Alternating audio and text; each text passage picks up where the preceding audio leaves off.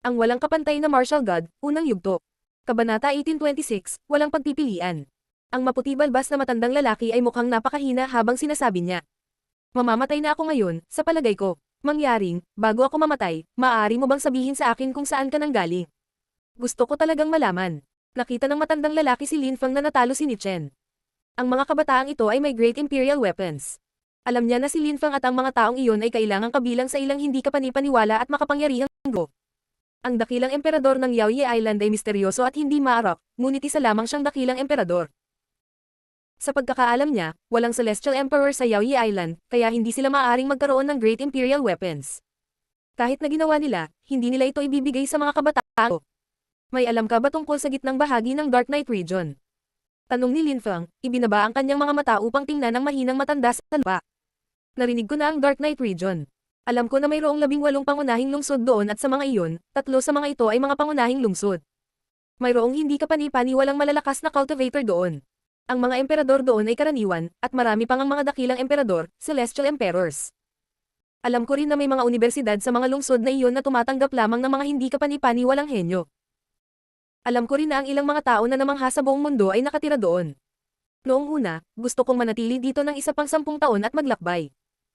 Nais kong gumawa ng ilang pamamasyal, galugarin ng mundo, at maging mas malakas. Sa kasamaang palad, napahamak ako ngayon. Ang matanda ay mukhang miserable at labis na malungkot. Nabuhay siya sa loob ng 1,000 taon, ginugol ang halos buong buhay niya sa rehiyon ng 9 na dakilang kastilyo sa kalangitan. Medyo nakapaglakbay na siya, ngunit palagi siyang nakabalik ng mabilis dahil kilalang kilala siya sa 9 na dakilang kastilyo sa kalangitan, ngunit sa labas ng mundo, hindi siya kilala ng mga tao. Siya ay isang katamtamang antas na emperador sa napakatagal na panahon, kaya sa simula, gusto niyang pumunta at maglakbay, marahil ay nagkaroon siya ng pagkakataon na maging isang mataas na antas na emperador sa labas ng mundo. Nagmula kami sa mga sentral na lugar sa Dark Knight region. You can die content, sabi ni Lin Feng sa mahinang boses. Nagningning ang mga mata ng matandang may puting balbas. Tumingin siya kay Lin Feng ng malalim, at pagkatapos ay kay Wu at sa iba pa. Tapos, ngumiti siya ng walang pakialam, nakikita ko. Talaga, maaari akong mamatay ng kontento. Bumalik ka sa Tiantai. Biglang sabi ni Lin Feng. Sa isang iglap, umalis ang lahat. Pinanood ng mga tao ang pagpunta ng mga tao ni Tiantai, kakaiba ang kanilang mga ekspresyon. Hindi nila makakalimutan ang araw na ito sa mahabang panahon.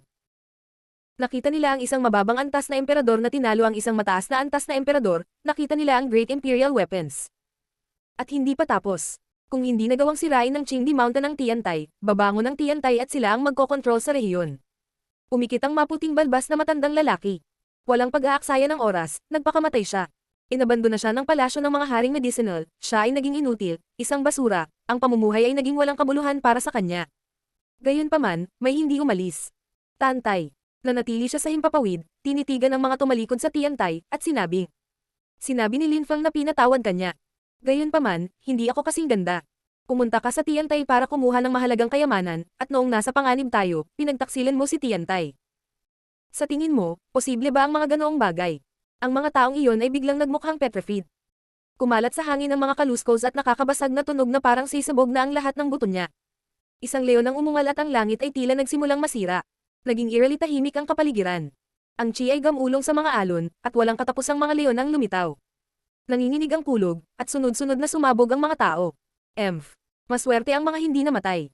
Sabi ni Tantay Isali, bago lumabo at nawala ang kanyang bulubunduking figure. Ang mga puso ng nakaligtas ay tumitibok. Kahit bata pa siya, napaka-agresibo niya at napakalakas. Si Lin Feng at ang iba ay bumalik sa Tiantai. Gayunpaman, ang kapaligiran ay masigla sa 9 na dakilang Celestial Castle, lalo na sa buffer zone. Iisa lang ang pinag-uusapan ng mga tao. Tiantai.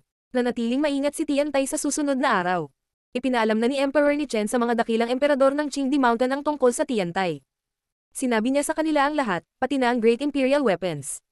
Wala talagang pakialam ang 2 emperador sa nangyari sa rehiyong iyon, ngunit kawili-wili sa kanila ang Great Imperial Weapons. Bukod dito, napahiya din ang Qingdi Mountain. Ang Celestial Qi Castle at ang Palace of the Medicinal Kings ay nagsanib. Maraming malalakas na cultivator mula sa 2 grupo ang nagsimulang magtipon. Ang mga tao ay patuloy na naglalakbay at pabalik-balik sa pagitan ng 2 grupo. Maaaring umatake si Lin Feng anumang oras, kaya hinihintay nila ang mga dakilang emperador ng Qingdi Mountain na pumunta at wasakin ang Tiantai. Sa Tiantai, isang bagong grupo ng mga tao ang lumitaw. Sa pagkakataong ito, hindi Celestial Wen Castle, Celestial Chi Castle, o Palace of the Medicinal Kings ang kanilang target, kundi ang Great Celestial Palace of Thoughtfulness. Noon, nakarating si Linfang sa Great Celestial Palace of Thoughtfulness at nagdulot ng kaguluhan. Kaya naman nag-alala ang mga tao doon. Walang makakapigil kay Linfang at sa kanyang mga kaibigan, iyon ay malinaw pagkatapos niyang talunin si Ni Chen. Bukod sa pinuno ng Great Celestial Palace of Thoughtfulness, walang makakalaban ni Linfang. Gusto ni Linfang na makita ang pinuno ng sekta ng Great Celestial Palace of Thoughtfulness. Sumigaw si Linfang ng napakalakas. Narinig siya ng lahat ng naroon. Napakabilis, isang grupo ng mga tao ang lumabas sa isang palasyo at bumangon sa himpapawid. Si Linfang ay nakatayo sa ere 1,000 metro ang layo mula sa kanila. Ang pinuno ng grupo ay nakasuot ng gintong balabal. Tumiti siya sa maingat na pagbati kay Linfang. Brother Linfang, isa kang bayani. Bakit ka pumunta sa Great Celestial Palace of Thoughtfulness? Sinabi ko ito para marinig ng lahat. Wawasakin ko ang Celestial Wen Castle, Celestial Chi Castle, at ang Palace of the Medicinal Kings. Mula ngayon, tinutukoy ng Tiantay ang mga batas at tuntunin ng rehiyon. Wala nang masabi ang Qingdi Mountain. Tinatanggap ba iyon ng Great Celestial Palace of Thoughtfulness? Malinaw na tanong ni Linfang. Siya ay tunog kalmado at matahimik, ngunit sa parehong oras, nakamamatay na agresibo. Hinatak ng mga miyembro ng Great Celestial Palace of Thoughtfulness ang isang mahabang mukha. Tinalo ni Linfang si Ni Chen. Ang kanyang mga kaibigan at siya ay nakapatay din ng maraming tao mula sa palasyo ng mga haring medicinal. Ngayon siya ay nasa Great Celestial Palace of Thoughtfulness at diretsong sinabi sa kanila na sila na ngayon ang mga pinuno ng rehiyon. Napakayabang. Ayaw naming makisali. Sabi ng pinuno ng sekta na may matamis na ngiti. Hindi siya pumayag, pero hindi rin siya tumanggi. Qingdi Mountain at Linfang ay nakikipagkompetensya ngayon para sa pamumuno ng rehiyon. Ang pagpapahayag ng opinyon ay hindi matalino sa mga ganitong pagkakataon. Ayaw mong makisali. Ulit ni Linfang, malamig na ngumiti. Posible ba iyon? Noong umalis ako, gusto mo ang patayin. Ngayon, nandito ako at hindi ako nagiganti, binibigyan kita ng pagkakataon. At ngayon sinasabi mo sa akin na ayaw mong makisali. Nakakatawa. Malamig na sabi ni Linfang. Isang beses pa kitang tinatanong, tinatanggap mo ba ang mga salitang ito o hindi? Nang matapos magsalita si Linfang, inilabas niya ang kanyang Celestial Evolution chessboard, nagsimulang gumalaw ang mga piraso, at kumikinang ang mga ilaw. Nang inag ang mga miyembro ng Great Celestial Palace of Thoughtfulness. Kailangan nilang gumawa ng desisyon, kung hindi ay aatakehin sila ni Linfang. Napangisi ang pinuno ng Great Celestial Palace of Thoughtfulness. Nagbabanta si Linfang sa kanila. Kung lalaban sila sa Tiantay, sisirain sila ng Tiantay. Kung gagamit ka ng lakas para sakupin ang rehiyon, syempre sumasang-ayon kami. Wala tayong pagpipilian. Sagot ng pinuno ng Great Celestial Palace of Thoughtfulness. Delikado ang Tiantay. Okay, mahusay. Hindi mo kailangang mag-alala tungkol sa anumang bagay kung gayon. Ngayon, maghanda tayo. Ipunin ng malalakas na cultivator ng Great Celestial Palace of Thoughtfulness, pupunta tayo sa Celestial Chi Castle. Mayroon kang 10 minuto. Sabi ni Linfang. Ang mga miyembro ng Great Celestial Palace of Thoughtfulness ay namangha.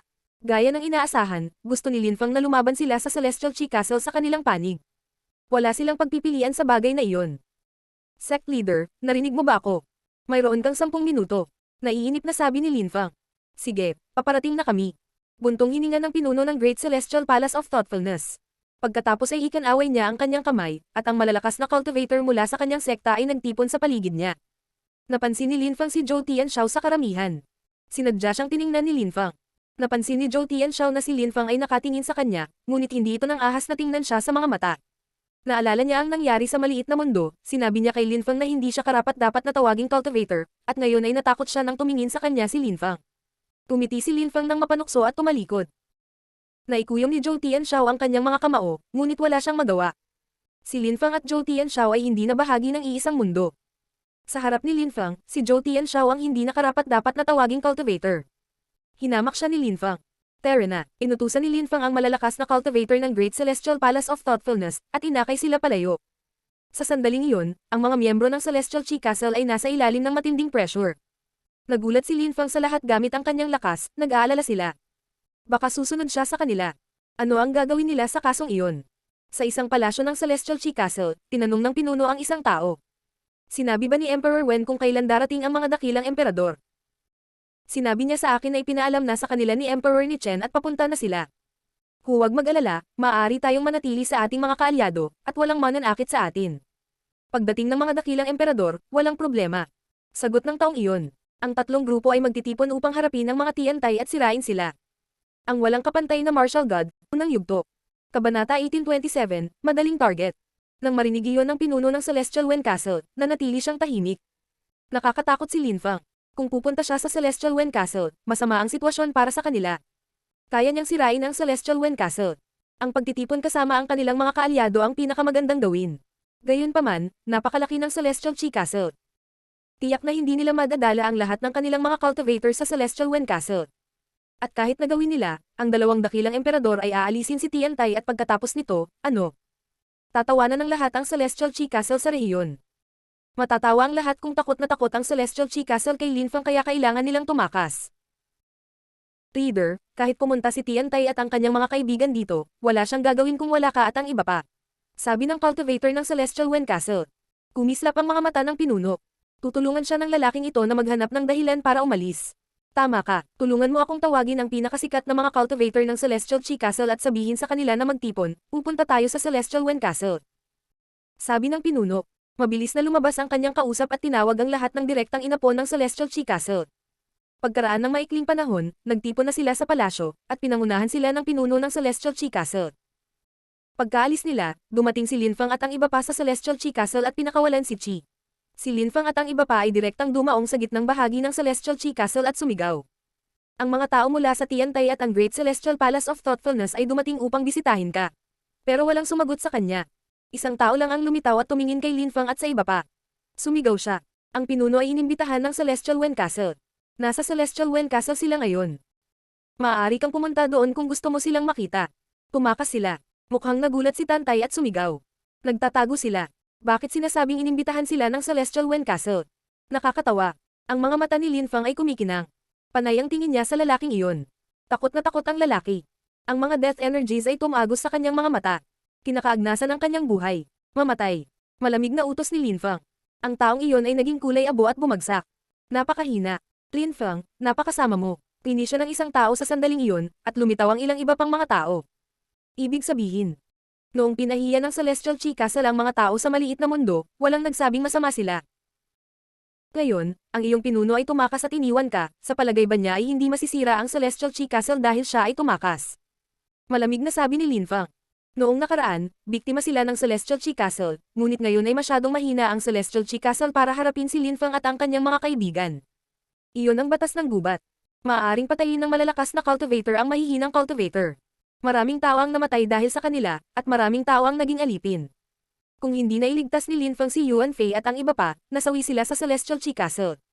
Pinuno, sa palagay ko maaari mong pangalagaan ang Celestial Chi Castle. Sabi ni Lin Feng sa pinuno ng Great Celestial Palace of Thoughtfulness. Malamig niyang sinulyapan si Lin Feng, ngunit wala siyang pagpipilian. Sige. Sabi ng pinuno. Kumaway siya at sinabi sa kanyang mga tao. Patayin ang lahat ng nakalusot sa Huang Chi layer at pilayin ang cultivation ng lahat ng Zun Chi layer at sa ilalim. Siya ay medyo malupit, naisip ni Lin Feng. Nagulat siya. Mawawala na ang Celestial Chi Castle. Lin Feng, pasensya na, ngunit tila ang mga pangunahing miyembro ng Celestial Chi Castle ay wala na rito. Kailangan nating gawin ang mga bagay ng mabilis at pagkatapos ay pumunta sa Celestial Wen Castle upang patayin ang natitira. Sabi ng pinuno ng dakila. Celestial Palace of Thoughtfulness nang walang emosyon. Dahil pumayag silang tulungan si Lin Feng, ginawa nila ang kanilang makakaya. Maaaring banta ng Celestial Chi Castle ang Great Celestial Palace of Thoughtfulness, kaya kinailangan nilang patayin ang lahat. Huwag magmadali. Sabi ni Lin Feng na may kaaya-ayang ngiti. Naintindihan niya ang ibig sabihin ng iba. Kasabay nito, sa palasyo ng Medicinal Kings, iba pang mga kaganapan ang nagaganap. Ilang tao ang pumunta para patayin sila, ngunit sa pagkakataong ito, ang mga pumatay ay hindi mga tao mula sa Great Celestial Palace of Thoughtfulness, at hindi rin sila taga-Tiantai. Sila ay mula sa Celestial Sikong Castle. Paano makakalimutan ni Lin Feng ang Celestial Sikong Castle? Siya ay hindi. Habang papunta siya sa Great Celestial Palace of Thoughtfulness, ipinadala niya sina Hu Yu, Jun Moshi, at ilang iba pa sa Celestial Sikong Castle. Sinabi niya sa kanila na bigyan sila ng pagpipilian tulad ng ginawa niya sa Great Celestial Palace of Thoughtfulness. Noong una, gusto ng Celestial Sikong Castle na pumunta at magtago sa Palace of the Medicinal Kings, ngunit sa huli, wala na silang pagpipilian dahil dumating na ang mga magiting na cultivator ng Tiantai. Pinilit sila ni Tiantai na sumama sa kanila sa Palace of the Medicinal Kings. Ang mga kaaway ni Lin Feng ay unti-unting nalilipot. Sa wakas, ang Celestial Wen Castle ang huling natitira. Ang Celestial Chi Castle at ang Palace of the Medicinal Kings ay nawala na ang populasyon. Sa lalong madaling panahon, ang mga cultivator ni Tiantai ay pupunta sa Celestial Wen Castle. Mukhang masama ang sitwasyon para sa kanila. Maraming tao ang sumugod sa Celestial Wen Castle para manood. Ang Tiantay, Celestial Sikong Castle, at ang Great Celestial Palace of Thoughtfulness ay pawang patungo sa Celestial Wen Castle. Nang makarating ang lahat, ang mga emperador ng magkabilang panig ay nagkaharap sa isa't isa. Ang mga miyembro ng Celestial Chi Castle at ang Palace of the Medicinal Kings ay galit na galit, ang kanilang mga mata ay puno ng dugo at nakatitig sa kanilang mga kaaway. Alam na nila na ang mga teritoryo at mga tao ng Celestial Chi Castle at ang palasyo ng Medicinal Kings ay nolipol na. Dakilang Celestial Palace of Thoughtfulness, Celestial Sikong Castle, napakahusay. Sigaw ng isang taong nagyayelo. Ang malalakas na cultivator ng Celestial Chi Castle at ang Palace of the Medicinal Kings ay nawasak. Hindi nila alam kung paano winasak ng Tiantay ang kanilang mga tao at teritoryo, ngunit kitang-kita ang resulta. Ang isang matalinong tao ay nakakaunawa at nagpapasakop sa mga pangyayari. Dahil naghahari na ngayon si Tiantay sa rehiyon, nagpasya silang sumama sa amin, lohikal iyon. Mahinahong sabi ni Lin Feng.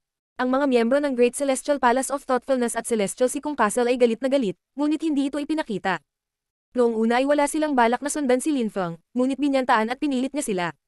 Wala silang pagpipilian sa bagay na iyon. Lin Feng, ang mga dakilang emperador ng Qingdi Mountain ay darating, malapit ka nang mamatay. Sigaw ng pinuno ng sekta ng Celestial Chi Castle. Tiningnan siya ni Lin Feng ng masama. Dahil sa ganoong paraan, sisirain kita bago sila dumating. Ang Great Celestial Palace of Thoughtfulness at Celestial Sikong Castle ay nakikinig sa aking mga utos.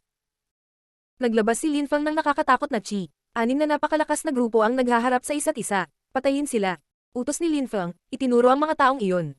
Ang malalakas na cultivator ng Great Celestial Palace of Thoughtfulness at Celestial Sikong Castle ay sumugod at itinapon ang kanilang mga sarili sa mga kaaway. Ang Celestial Wen Castle, Celestial Chi Castle, at ang palasyo ng mga tao ng Medicinal Kings ay tumakbo din patungo sa kanilang mga kaaway.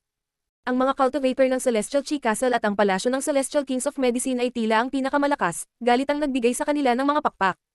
Nakakakilabot na labanan. Naisip ng ilang tao sa malayo. Nang magsimula ang labanan, galit na galit ang mga cultivator ng Great Celestial Palace of Thoughtfulness at Celestial Sikong Castle. Si Lin Feng ay naglalabas ng isang malakas na chi, ngunit siya ay nanatiling hindi gumagalaw. Ang lahat ng miyembro ng Tiantay ay talagang nanatiling hindi gumagalaw. Bastos. Akala ng mga taong iyon, pero walang kwenta, wala silang magawa. Ang mga miyembro ng Celestial Chi Castle at ang Palace of the Medicinal Kings ay nabaliw na. Matapos mapagtanto na hindi kasali si Tiantay, lalo silang lumaban. Nais nilang wasakin ang mga cultivator ng Great Celestial Palace of Thoughtfulness at Celestial Sikong Castle sa lalong madaling panahon. Pinalaban ni Tiantay ang lahat ng mga taong iyon, ang labanan ay trahedya. Pagkatapos ng laban na iyon, sila lang ang nanalo, wala silang natatalo. Ang iba pang puwersa ay humihina, gayunpaman. Ang mga hindi lumahok sa mga laban ay ang mga hindi kailanman nagkaroon ng anumang problema kay Lin Feng. Ang mga emperador ay nahulog mula sa langit, ang mga kosmikong enerhiya ay patuloy na nagkakalat habang ang mga dakilang cultivator ay namatay. Namangha ang mga nanonood sa nakita. Sa wakas ay gumalaw si Lin Feng, lumitaw ang kanyang Celestial Evolution chessboard at naging napakalaki. Inilabas din niya ang kanyang Sun Disk. Inilabas ni Junmo Shi ang kanyang Hellspear. Si Wu ay naging isang ibon, ang kanyang Sun Timon ay nakasisilaw. Suot ni Qing Feng ang kanyang Daos robe na gawa sa mga balahibo. Nakangiti si Hu Yu habang pinapanood ang lahat ng ito. Kahanga-hanga ang batang iyon, nagulat siya. Hindi naman siya nag-aalala, manood lang siya. Hindi niya kailangang tulungan sila. Si Hao Qinglin at ang iba ay nasa gilid din, tinatakan nila ang lugar. Si Lin Feng ay sumugod sa unahan, nakakasilaw na mga ilaw na nagniningning sa kanya. Patuloy ang paggalaw ng kanyang mga chess piece. Nagsimula na rin siyang makipag-away. Ito ay isang hindi kapani-paniwalang tanawin upang makita. Mamatay. Tumalon si Lin Feng pasulong, may mga deployment lights sa paligid niya. Naantig ng mga ilaw ang isang malakas na cultivator ng Celestial Chi Castle, na naging abo sa isang kisap mata. Siya ay isang madaling pantirya, tulad ng isang pagong sa isang garapon. Mula ngayon, kontrolado ng Tiantay ang rehiyon. Ang walang kapantay na martial god, unang yugto. Kabanata 1828, paglapag ng malakas na cultivator. Ang mga tao ay namangha. Sa pagkakataong ito, ang sitwasyon ng siyam na dakilang Celestial Castle ay talagang magbabago ng husto. Maraming tao ang nag-away. 5 sa siyam na dakilang Celestial na kastilyo ang narito, at gayon din ang Tiantay. Maraming malalakas na cultivator. Ang mga miyembro ng Celestial Wen Castle ay sunod-sunod na nadudurog, nasugatan o napatay. Nakakabigla ang labanang ito. Sa wakas ay nagsimulang lumaban ang mga tao ni Tiantay. Si Lin Feng ay may hawak na Great Imperial Weapon, at patuloy na pumapatay ng mga tao. Sa bawat oras na siya ay gumagalaw, siya ay pumatay ng isang tao, at isa pang malakas na cultivator ay nahulog mula sa langit. Si Junmo Shi at ang iba ay walang awa. Ang Hellspear ni Junmo Shi ay naging 1,000,000 madilim na sibat. Sa tuwing may magtangkang dumaan sa kanya, pinapatay niya sila. Ang Great Celestial Palace of Thoughtfulness at Celestial Sikong Castle ay walang magawa. Kailangan nilang lumaban, kailangan nilang pumatay. Ang mga tao ni Tiantai ay pumapatay lamang ng mga madaling target, ang mga taong nagtangkang tumakas. Nandoon sila para pumatay. Si Lin Fang at ang iba ay may Great Imperial Weapons, walang makakalaban sa kanila. Ang mga pinuno ng kabilang panig ay nakikipaglaban sa mga pinuno ng Celestial Sikong Castle at ang Great Celestial Palace of Thoughtfulness. Sinusubukan din nilang bumili ng oras, umaasa na darating ang mga dakilang emperador ng Chindi Mountain. Si Ni Chen ay nakatayo sa tuktok ng isang kastilyo sa Celestial Wen Castle, nanunood ng malaking digmaan. Namangha siya. Tunay na malupit si Tiantai sa paraan ng pagsakop doon sa siyam na dakilang kastilyo sa kalangitan. Malapit nang dumating ang mga dakilang emperador ng Chindi Mountain, mamamatay kapag dating nila. Naisip ni Chen. Ang kanyang cultivation ay baldado, ngunit siya ay mukhang galit na galit, umaasang si Lin Fang at ang kanyang mga kaibigan ay mabilis na mapatay. Ang mga emperador ay sunod-sunod na bumabagsak mula sa langit. Tumibok ang puso ni Emperor Ni Chen. Napakaraming malalakas na cultivator ang namamatay, napakalaking trahedya, napakabilis nilang namamatay. Sa sandaling iyon, isang malakas na hangin ang nagsimulang sumipol. Isang nakakatakot at mapang-ipang enerhiya ang sumalakay sa kapaligiran. Nagsimulang manginig ang lahat ng manlalaban. Tumigil ka, sigaw ng napakalakas na boses. May bagong lumitaw at bumaba mula sa langit. Ang taong iyon ay mukhang kalmado at mapayapa, maharlika at marangal. Ang mga taong nag-aaway na parang baliw ay tumigil at nagtaas ng ulo para manood. Tuwang-tuwa ang mga cultivator ng Celestial Wen Castle. Sa wakas, ang dakilang emperador ng Chindi Mountain, dapat na. Dakilang Emperador Qi. Si Ni Chen ay mukhang baliw sa tuwa. Sa wakas, dumating na ang dakilang Emperador Qi. Si Emperor Ni Chen ay nagsimulang umiyak, ang kanyang puso ay tumitibok, at ang kanyang mga pisngi ay namula. Ipaghihiganti siya ng dakilang Emperor Qi, papatayin niya si Lin Fang at sisirain ang Tiantai. Ang silweta sa kalangitan ay naging higit na naiiba. Akala ng karamihan ay may makikita silang matandang lalaki, ngunit sa halip, isang binata ang lumitaw. Siya ay kapansin-pansing bata, ngunit ang kanyang ekspresyon ay matalim at nakakatakot. Matanda na ang dakilang Emperador Qi, ngunit ang antas ng kanyang paglilinang ay napakataas na siya ay muling bumangon. Isa itong kaluluwa, naisip ni Lin Fang, na nanonood ng silweta sa kalangitan.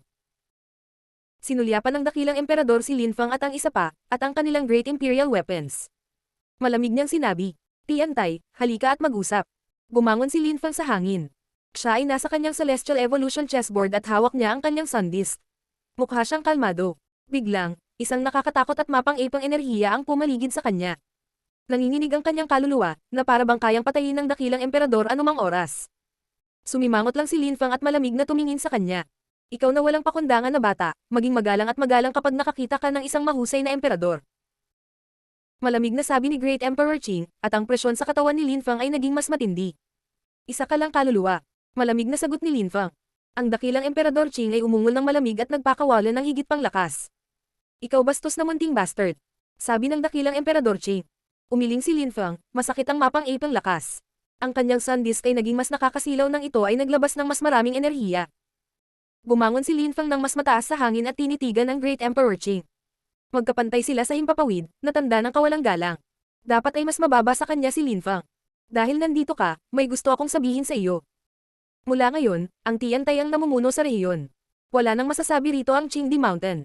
Tinutukoy namin ang mga patakaran dito ngayon. Malinaw at malinaw na sinabi ni Lin Fang. Tumibok ang puso ng mga tao. Baliw ba si Lin Fang? Nang ahas siyang makipag-usap kay Great Emperor Qi sa ganoong paraan. Gusto mong mamatay. Sabik na sabi ni Chen, nakatitig kay Lin Fang.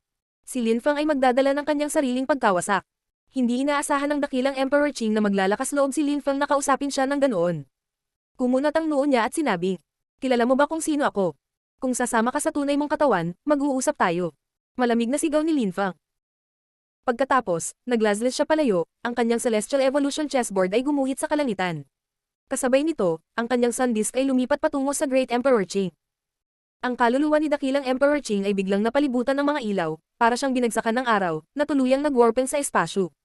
Si Lin Fang ay kumikilos ng walang ingat. Dumagundong ang kulog, at ang kaluluwa ni Great Emperor Qi ay nawasak. Marahas na tumitibok ang puso ng mga tao. Nang ahas si Lin Fang nahiyain ang dakilang Emperador Qi. Dong. Sa di kalayuan, isang malakas na hangin ang nagsimulang umihip at ang mga ulap ay lumitaw habang ang isang malakas na hangin ay hamampal sa lahat. Nagbago ang mukha ng mga tao. Ang dakilang Emperador Qi ay pisikal na darating. Gaya ng inaasahan, nanatiling tahimik ang lahat nang lumitaw ang dakilang Emperador Qi. Kumalas siya at lumapag sa harap ni Lin Fang, nagpakawalan ng napakapangit na Qi. Sa sandaling iyon, sumugod si Wu at ang iba pa at lumapit kay Lin Fang. Malakas si Lin Fang, ngunit hindi niya kayang makipagkompetensya sa isang mahusay na emperador. Nandito ako. Anong gusto mong pag-usapan? Malamig na hiling ng dakilang Emperador Qing. Iminuwestra niya at lumitaw ang isang bundok sa ibabaw ni Linfang. Magagawa niyang lumitaw ang cosmic energy sa isang kisap mata na nasa perpektong simbiosis sa lupa at langit. Siya ay isang mahusay na emperador, hindi niya kailangang gumawa ng anumang bagay upang i-condense ang cosmic energies. Nandito ka, aba, asar ka, sabi ni Wu nang makita niyang sinasalakay ng dakilang Emperador Qing si Linfang. Kung maglakas loob na makisali ang Qingdi Mountain, malilipo sila. Tinatakot mo ba ako? Malamig na tanong ni Great Emperor Qing kay Wu. Taga, pinagbabantaan kita. Agresibong sagot ni Wu. Pagkatapos, naglabas siya ng anteng-anteng at binasag iyon. Sa isang iglap, isang pagsabog ang umalangaw habang ang isang hayop na Qi ay tumaas sa kalangitan, ang kapaligiran ay nagiging karagatan ng apoy. Isang napakalaking supernatural na ibon ang lumitaw, ang nagninangas nitong mga mata ay napakalaki. Wu, sinong nang aapi sa'yo? Tanong ng nakatatandang Golden Crow. Nag-aapoy pa rin ang apoy, at hindi malinaw na makakita ang nayayanig ng mga tao. Ano o sino ang supernatural na ibong iyon? Ang mapanlate na ekspresyon ng dakilang Emperador Qing ay nagbago ng husto. Anong pressure? Ang kanyang mga mata ay halos lumuwa. Tumingin siya kay Wu at sa iba na may bagong mga mata. Sino ang mga taong ito? Qingdi Mountain, Great Emperor Qing, ikinagagalak kitang makilala, guro. Sabi ni Great Emperor Qing, yumuko sa harap ng napakalaking ibon. Natatakot siya, ayaw niyang maka-offend ng ganoon. Walang emosyong tumingin ang ibon kay Great Emperor Qing, ngunit sa sandaling iyon, mas maraming enerhiya ang dumaan sa kanila, at lumitaw ang isa pang ulap. Lalong kinilig ang mga tao. Isa pang nakakatakot na cultivator ang darating. Natigilan si ni Chen, ngunit may pag-asa. Sa pagkakataong ito, naroon ang dakilang Emperador Qing Sr. Hindi inisip ni Chen na may napakagandang background si Wu. Ngunit malamang na may magagawa si Great Emperor Qing Sr. Celestial Emperor. Ang dakilang Emperador Qing ay yumuko sa harapan ng Celestial Emperor Qing Sr. Isang Celestial Emperor ang naroon, kahit ang dakilang emperador na si Qing ay kailangang yumuko sa harap niya. Hindi maisip ng karamihan kung gaano kalakas ang isang Celestial Emperor. Magsisimula ba ang isang malaking digmaan? Ang pinuno ng Celestial Wen Castle ay namangha. Ang sitwasyon ay patuloy na umuunlad. Sino ang mananalo? Nakarating din ako sa wakas. Napangiti ang bagong dating sa silweta, alam niya kung gaano kalakas ang supernatural na ibon. Master, nag-aaway lang ang mga bata, pasensya na po sa abala. Nang marinig iyon ng karamihan, sila ay lubos na namangha. Gaano kalakas ang ibong iyon? Munting Qing, humingi ng tawad. Iyan ay isang hindi kapanipaniwalang cultivator mula sa Animal World sa vast celestial ancient city. Galit na sigaw ng Great Emperor Qing Sr. sa Great Emperor Qing. Ang dakilang Emperador Qing ay natakot. Ang Animal World sa vast celestial ancient city, halatang narinig na niya ang tungkol sa kanila noon. Napalitan ng gulat ang ekspresyon niya bago nakabawi. Paumanhin, mahusay na guro. Humingi ng tawad sa dakilang Emperador Qing, yumuko ng malalim. Namutla ang mukha ni Chen. Mukha siyang hopeless. Ang dalawang dakilang emperador ay yumuyuko sa harap ng mga taong ito. Sino ang mga taong ito? Tumingin ang Celestial Emperor kay Great Emperor Qing at sinabi. Bakit hindi mo muna ako tinawagan? Celestial Emperor, ito ang teritoryo ng siyam na dakilang Celestial Castle, hindi ko nais na abalahin ka. Pag-amin ng dakilang Emperador Qing. Hindi niya alam kung ano ang sasabihin. Hindi niya rin maintindihan. Ang siyam na dakilang Celestial Castle ay isang maliit at hindi gaanong mahalagang teritoryo, ano ang nangyayari? Bakit may mga malalakas na tao mula sa Animal World ang pumunta doon? Ang Celestial Emperor ay umuungol ng malamig. Tumingin siya kay Linfang at sa kanyang mga kaibigan at ngumiti ng pilit. Nabalitaan ko na ang nangyari. Alam kong ikaw iyon. Buti na lang at hindi ako nag-aksaya ng oras at nagmadali akong pumunta. Munting Qing, halika rito. Mahigpit na utos ng Celestial Emperor. Itinuro niya si Linfang at ang iba pa at sinabi. Ito ay mga hindi kapanipaniwalang estudyante mula sa Champion University sa Holy City. Ang Golden Crow ay mula sa Animal World, nandyan din ang tagapagmana ng King of Hell Palace. Pagkatapos ng nangyari, sa tingin ko dapat kang humingi ng tawad. Ang puso ni Great Emperor Qing ay tumibok. Inaasahan niyang mamatay si Chen. Anong bastos? Ang walang kapantay na martial god, unang yugto. Kabanata 1829, pag-alis ng malungkot. Maraming naglakbay ang dakilang Emperador Qing. Nainas siya sa Qingdi Mountain, wala siyang gagawin doon at hindi siya makakausad kung mananatili siya doon. Nagpractice lang siya sa Qingdi Mountain nang bumalik siya doon. Kadalasan, nasa labas siya ng paglalakbay. Alam niya ang tungkol sa Champion University at sa iba pang universidad sa Holy City. Ang mga kabataang ito ay mula sa vast celestial ancient city, ang Animal World, the King of Hell Palace, Champion University. Hindi nakakagulat na mayroon silang great imperial weapons. Hindi pa man sila masyadong malakas, at least compared sa kanya, nakakakilabot ang background nila. Bukod dito, tila kilala sila ng Great Emperor Qing Sr. Ngayon kailangan niyang humingi ng tawad sa harap ng mga kabataang ito. Mahirap iyon bilang isang dakilang emperador, ngunit wala siyang pagpipilian. Ibinaba niya ang kanyang ulo. Nagkamali ako. Patawarin mo ako. Sabi ng Great Emperor Qing kay Lin Fang at sa iba pa. Tumingin lang si Lin Fang sa kanya at inulit. Mula ngayon, ang lugar na ito ay pagmamayari ng Tiantai, at ang Tiantai ang magpapasya ng mga patakaran mula ngayon. Ang Qingdi Mountain ay malamang na walang pakialam, di ba? Naiintindihan namin. Mahinahong sabi ng Great Emperor Qing. Nasa Tiantai ang lahat ng mga pakinabang ngayon.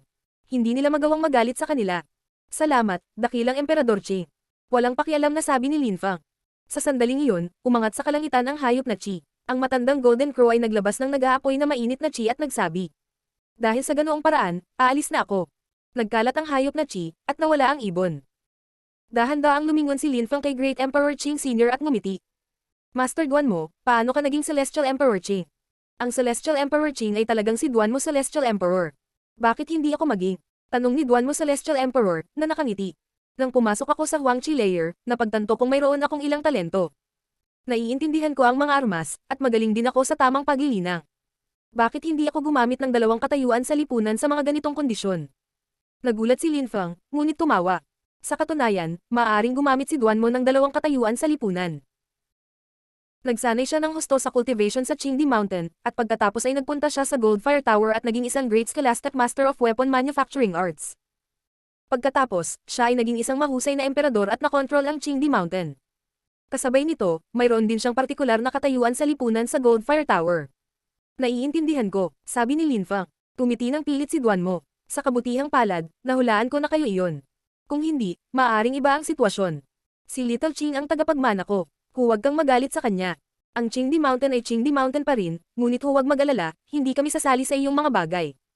Ang mga tao ay namangha at hindi makagsalita. Nagkakilala sina Duan mo at Lin Fang. Bukod dito, hinihiling niya kay Lin Fang na huwag magalit sa Great Emperor Qing, ang kabaligtaran ay mas angkop. Dapat ay hiniling niya sa dakilang Emperador Qing na huwag magalit sa mga kabataang iyon. Master Duan mo, wala kaming pinaplano, at lahat ng ito ay walang kinalaman sa Qingdi Mountain. Ang problema ay si Ni Chen na maliit na aso, pati na rin ang ilang mga kasuklam-suklam na tao. Sinira nila ang reputasyon ng Qingdi Mountain. Sabi ni Lin Fang. Tumawa si Duan mo Celestial Emperor at sinabi. Mula ngayon, hindi na miyembro ng Qingdi Mountain si Ni Chen. Maaari mong harapin siya ayon sa gusto mo, at ang mga tao ng Qingdi Mountain ay hindi sasali sa iyong mga bagay. Tandaan na puntahan mo ako kapag may oras ka. Gagawin ko, tumanggo si Lin Fang. Pagkatapos, tumingin si Duan mo kay Great Emperor Qing at sinabi. Munting Qing, umalis na tayo. Ang dakilang Emperor Qing ay hindi nakaimik habang siya ay umalis kasama si Duan mo. Nang dumating siya ay maingay, at ngayon ay tahimik siyang umaalis. Maaaring harapin ni Tiantai ang mga taong iyon ng mag-isa. Naunawaan ng karamihan na ang siyam na dakilang celestial na kastilyo ay magbabago, at ang mga bagay ay magiging mas mabuti para sa Celestial Summer Castle at sa iba pa. Sa kabutihang palad, hindi nila tinulungan ang mga kaaway ni Tiantai. Ang pinuno ng Celestial Wen Castle ay walang lakas na galit. Kilala ng dakilang Emperador Qing Sr. si Lin Fang. Nadurog ang mga miyembro ng Celestial Qi Castle at Palace of the Medicinal Kings. Naghihintay sila sa mga dakilang emperador sa buong panahon, akala nila ililigtas sila ng mga dakilang emperador. Sa huli, hindi sila tinulungan ni Duan mo, at maaari nilang ituring ang kanilang sarili na maswerte na hindi sila inatake ni Duan mo. Tungkol kay Ni Chen, siya ay inabandonan ng lahat. Halos patay na si Ni Chen, mukha siyang desperado. Tuwang-tuwa siyang makitang dumating ang mga dakilang emperador, akala niya ay mabilis na mamamatay si Lin Fang. Sa huli, siya ay iniwan. Iyon ay isang tunay na pagbaba sa impyerno para sa kanya. Napahamak siya. Mula ngayon, ang Tiantai ang namumuno sa rehiyon. Ngayon, binibigyan kita ng utos na sirain ang Celestial Wen Castle, Celestial Qi Castle, at ang Palace of the Medicinal Kings. Lahat kayang umatake. Mahinahong sabi ni Lin Fang. Biglang bumangon si Qi sa langit.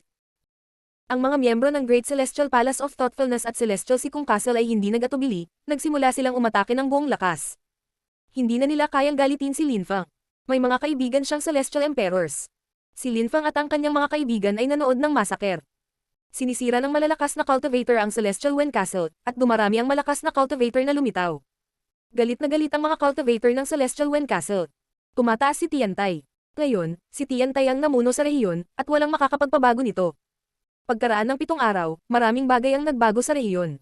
Napakasigla ng kapaligiran sa Celestial Wen Castle, Celestial Qi Castle, at Palace of the Medicinal Kings. Ang mga tao ay nagtatayo ng mga bagong gusali. Siyempre, ang 3 lungsod na iyon ay hindi na tinawag na Celestial Wen Castle, Celestial Qi Castle, at Palace of the Medicinal Kings. Iisa lang ang pangalan nila. Tiantai. Kasabay nito, nagpatuloy si Tiantai sa pag-recruit ng mga tao. Maraming kabataan mula sa siyam na dakilang Celestial Castle ang gustong sumali sa Tiantay. Para sa kanila, isang karangalan ang pagsali sa Tiantay. Ang mga sumapi noon at hindi nagtaksil kay Tiantay ay labis na natuwa.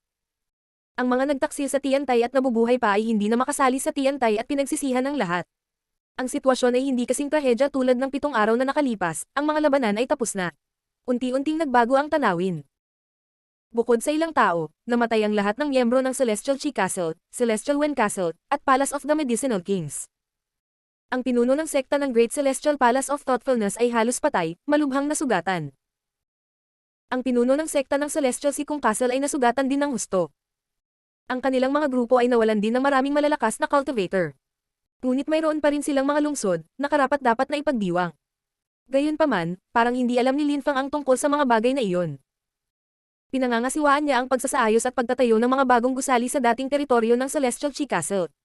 Naroon si Muyon. Si Lin Fang ay nasa paanan ng sinaunang puno at tumingin sa kubong na gawa sa pawid, ngunit hindi lumabas si Muyon. Munting brat, halika. Tumiti si Huyu. Tumanggo si Lin Fang, tumalikod, at umalis. Mabilis silang lumipad patungo sa pasukan ng maliit na mundo. Pagkaalis ni Lin Fang, lumabas si Muyon at tumingin sa langit. Ang araw ay pula. Tumiti siya ng malawak, ngunit malungkot. Tumulo ang luha sa kanyang pisngi. Si Lin Fang at siya ay mula sa magmundo. Maraming bagay ang malamang na mangyayari sa mundo ni Lin Fang, ngunit ang mundong gusto niya ay isang mundo ng kapayapaan at katahimikan. Maliit na mundo ng Bahwang, sa gitnang bahagi ng Bahwang, sa Ancient Sun Castle, may nakaupo na naka-cross-leg, nakapikit ang mga mata. Gayunpaman, bigla niyang binuksan ang kanyang mga mata. May mga taong gustong pumunta sa maliit na mundo. Kumislap ang kanyang silhouette, inilagay niya ang kanyang mga kamay sa isang simbolo at mabilis na lumitaw sa labas habang may mga taong sumulpat sa kanyang harapan. Kilala niya ang ilan sa kanila. Ang walang kapantay na martial god, unang yugto. Kabanata 1830, Bahwang ngayon. Naalala ng malakas na cultivator ng Celestial Palace of the Punishing Thunders noong binyantaan siya ni Emperor Wu Tianjian. Nang maglaon, nagbago ang mga bagay, at kinuha ng isa pang grupo ang kontrol sa maliit na mundo. Gayunpaman, ang mga tao ay patuloy na kumonsulta sa kanya tungkol sa mga isyu sa maliit na mundo, kaya siya pa rin ang tagapamahala ng maliit na mundo. Hindi niya akalain na babalik si Lin Fang pagkatapos ng maraming taon. Nakakagulat kang ng ahas na bumalik. Sabi ng malakas na cultivator, malamig na ngumiti.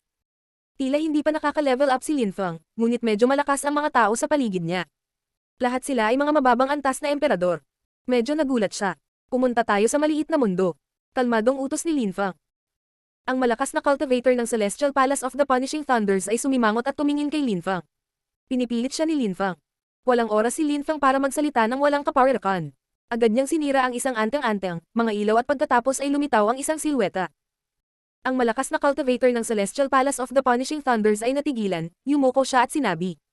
Guro, mula ngayon, walang entry at exit restriction. Buksan ang daanan at humingi ng paumanhin kay Lin Fang para sa iyong ginawa sa nakaraan. Kung pinatawad ka ni Lin Fang, bumalik sa Celestial Palace of the Punishing Thunders. Kung hindi siya, hindi ka nababalik. Sabi ng pinuno ng Celestial Palace of the Punishing Thunders. Ang malakas na cultivator ang namamahala sa pagprotekta sa daanan.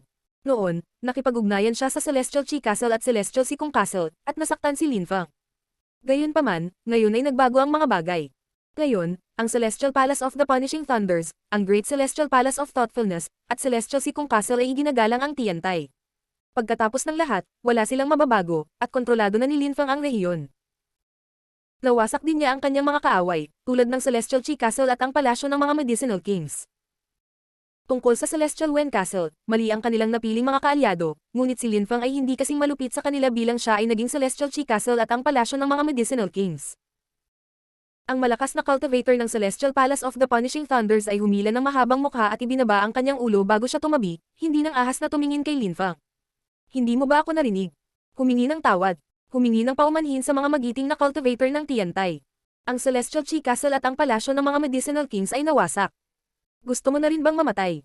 Tanong ng pinuno ng Celestial Palace of the Punishing Thunders. Nang marinig iyon ng malakas na cultivator, siya ay namangha at kumirat ang kanyang puso. Sinira ni Lin Fang at ng kanyang mga kaibigan ang Celestial Chi Castle at ang palasyo ng mga haring medicinal. Ano ang nangyayari? Ang pinuno ng kastilyo ay mahinang umungol at saka siya nawala. Malakas ang tibok ng puso ng malakas na cultivator. Hindi niya alam kung ano ang iisipin, ngunit sa kabuuan, yumuko siya sa harap ni Lin Fang at sa kanyang mga kaibigan at sinabi. Na-offend kita. Ako ay walang katapusan na paumanhin. Sana mapatawad mo ako. Tumingin si Lin Fang sa kanya ng malamig at sinabi. Pagkatapos nating makapasa, iiwanan mong bukas ang daanan magpakailanman. Kung kailangan natin ng bantay, ikaw ang magiging bantay magpakailanman. Hindi nilayo ni Lin Feng na patayin siya. Kahit tanga ang lalaking iyon, siya rin ang nagbabantay sa daanan. Ang pagpapalit ng bantay ay hindi magkakaroon ng anumang epekto, ang mga gwardya ay palaging nasisiyahan sa paggawa ng mga bagay sa kanilang sariling paraan. Noon, nakatanggap siya ng mga utos mula sa Celestial Palace of the Punishing Thunders. Pero simula ngayon, hindi na niya maisara ang daanan. Opo, Ginoo. Sabi ng guard na tumango bago siya pumunta at binuksan ang daanan. Dumaan si Lin Feng at ang iba pa at nakarating sa Sun Castle. Naglakad sila sa mahabang koridor at lumitaw sa labas. Huminga silang lahat ng malalim. Bahwang, ipinikit ni Lin Feng ang kanyang mga mata at ninamnam ang sariwang hangin ng maliit na mundo. Sa wakas, naramdaman ni Lin Feng ang sensasyon na hindi pa siya nakakabalik ng tuluyan. Lin Feng, bumalik kami. Sabi ni Jun Moshi, na umaakyat sa tabi ni Lin Feng. Kumikislap ang kanyang mga mata. Noong umalis sila, hindi niya sinasama si Xiao Dai. Ilang taon na silang hindi nagkita. Nagtataka siya kung kumusta siya. Naglakad pasulong sina Hao Qinglin at Tian Qi. Sa kasamaang palad, wala dito ang kanilang guro. Ang iba pang mga kapwa alagad ay wala din doon. Kumusta silang lahat? Itinayo nila ang Tiantay sa rehiyon ng siyam na dakilang Celestial Castle sa ilang kadahilanan. Ang una ay upang kontrolin ang rehiyon, kabilang ang maliit na mundo. Pagkatapos, ang mga tao mula sa maliit na mundo ay malayang makakalabas at makapagsanay ng paglilinang sa dakilang mundo. Wala nang magtuturing sa kanila bilang mga alipin. Ang pangalawang dahilan ay kung marinig ng kanilang mga guro at kapwa-disipulo ang tungkol sa Tiantay, malalaman nila kung saan sila mahahanap. Tara na, bulong ni Lin Feng. Pagkatapos, naglakad siya pasulong. Babalik sila sa Bahwang, ang lugar kung saan sila bumangon. Ang pagtatanim ni Lin Feng ay nagbago ng husto mula noon, nang siya ay pumunta sa Bahwang. Lumipas ang 10 taon, matagal na iyon. Dalawang makapangyarihang grupo ang kumokontrol sa Bahwang ngayon, isa sa kanila ang Wen Clan. Maraming taon bago ito, mayroong si Kung Clan sa gitnang bahagi ng Bahwang, at ang Chi Clan at Celestial Palace of the Immortals ay nasa silangang bahagi ng Bahwang. Pagkaalis ng lahat ng mga emperador, narinig ng mga tao ang tungkol sa dakilang mundo. Ang Chi Clan at ang si Kung Clan ay nagsimula ng hamina. Gayunpaman, ang Wen Clan ay patuloy na tumataas. Sila ay naging medyo malakas at nakontrol ang gitnang bahagi ng Bahwang. Ang Magic World Heavenly Palace ay nawala, ang si Kung Clan na lang ang natira. Umiral pa rin si Janj, ngunit mas mahina sila kaysa sa Wen Clan. Gayunpaman, ayon sa mga alamat, mayroong isang kakaibang matandang lalaki na hindi kailanman lumabas sa Janj. Bukod sa Wen Clan, may isa pang malakas na grupo, ang Palace of the Medicinal Kings. Sinakop ng palasyo ng mga haring panggamot ang teritoryo ng Celestial Place of the Alchemists noon, sa katimugang bahagi ng Bahwang. Pinamunuan nila ang katimugang bahagi ng Bahwang ngayon. Maraming mga grupo na umiiral noon ay tumanggi o nawasak pa nga. Halimbawa, nawala si Tiantay sa hilagang bahagi ng Bahwang. Pansamantalang napanatili ang kanilang teritoryo, ngunit ngayon ay tuluyan na silang nawala. Minsan, pinag-uusapan sila ng ilang matatanda, ngunit unti-unti na itong nakakalimutan ng karamihan. Bukod doon, maraming grupo ang nawala at naging bahagi ng kasaysayan. Gayunpaman, ang ilang mga bagong grupo ay nagsimula ring tumaas. Sinubukan din ng ilang tao na buhayin ang ilang grupo na nawasak. Halimbawa, sa katimugang bahagi ng Bahwang, isang celestial na nilalang ang lumitaw at gustong buhayin ang Celestial Place of the Alchemists. Sa kasamaang palad, kahit na siya ay nakapasok sa Huangqi Layer, ang palasyo ng mga Medicinal Kings ay patuloy na pinapahiya siya. Tinawag siya ng lahat na Empress Zhu, o Zhu Celestial Being. Lalo siyang naging maganda. Isa siya sa maalamat na 4 na pinakamagandang babae ng Bahwang, Zhu Bagyo. Maraming alamat tungkol sa Zhu Bagyo at sa Celestial Palace of the Alchemists. Sinabi ng ilang tao na ginamit siya ni Emperor Dan noon, at sinundan niya ang mga tao mula sa Tiantay. May ilang chismis din na nagsabi na siya ay umibig kay Lin Feng, ngunit ang kanyang asawa ay isa ng celestial na nilalang. Meng Qi. Sa makatuwid, tinanggihan niya si Zhu Bagyo, at si Zhu Bagyo ay nanatili sa maliit na mundo. Noon, hindi niya sinundan ng iba sa dakilang mundo. Siyempre, chismis lang yun, pero sa southern part ng Bahwang, may ibang grupo. Tinawag silang Chifeng Mountain. Noon, naghiwa-hiwalay na sila at pagkatapos ay may nag-restore sa grupo, 2 magagandang kapatid na babae. Feng Ling at Feng Zuan. Noon, isa rin si Feng Zuan sa 4 na pinakamagandang babae. Gayunpaman, si Feng Ling ay naging kasing ganda, kung hindi higit pa. Bukod, si Feng Ling ay nakalusot sa Huangqi Layer bago si Feng Zuan. Ang ilang mga tao ay nagsabi na sila ay pumunta sa labas ng mundo at bumalik. Walang sino man ang maaaring suriin kung ang impormasyon ay totoo o hindi.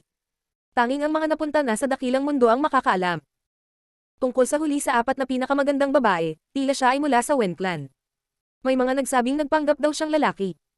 Ngayon, hindi na siya nagtago, at naging isa na siya sa 4 na pinakamagandang babae. Ang kanyang pangalan ay Wen Aozu. Siya ang ipinagmamalaki ng Wen clan. Sa hilagang bahagi ng Bahwang, may mga nakakatawa ding nangyari.